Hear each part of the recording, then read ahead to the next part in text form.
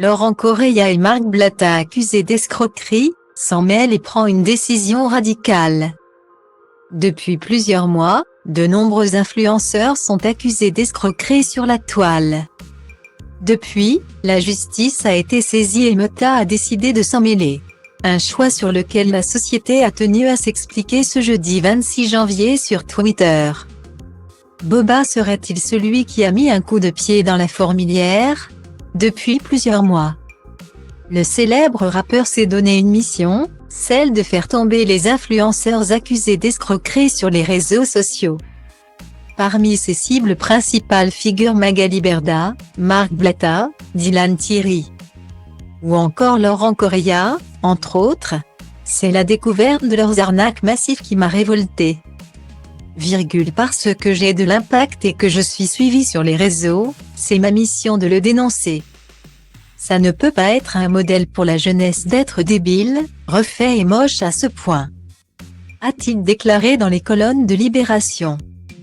Depuis, même les personnalités politiques se sont saisies de l'affaire. Au mois de décembre dernier, le gouvernement a organisé une table ronde à Bercy, en présence de plusieurs agences d'influenceurs, afin de réfléchir à des solutions pour réguler le secteur. Entre-temps, de nombreux plaignants ont décidé de faire appel aux autorités et porter plainte pour escroquerie en bande organisée. Une action judiciaire qui a forcé Meta à réagir.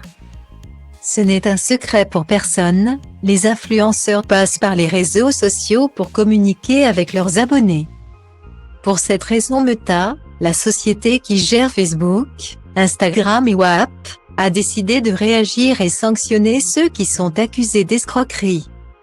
C'est du moins ce que la firme a assuré en répondant à la sollicitation, sur Twitter, du collectif d'aide aux victimes d'influenceurs, demandant une sanction concrète sur les comptes des influenceurs francophones qui proposent illégalement à leurs abonnés des conseils financiers et font la promotion d'investissements boursiers à très haut risque sur leur plateforme.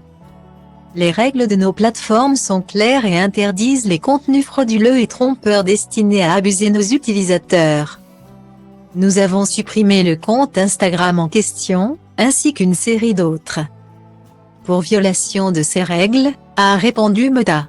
D'après les informations du Parisien, il y aurait finalement 3 comptes qui ont été supprimés, ceux de Marc Blatta et son épouse Nad, ainsi que celui de Laurent Correia, l'époux de Jazz.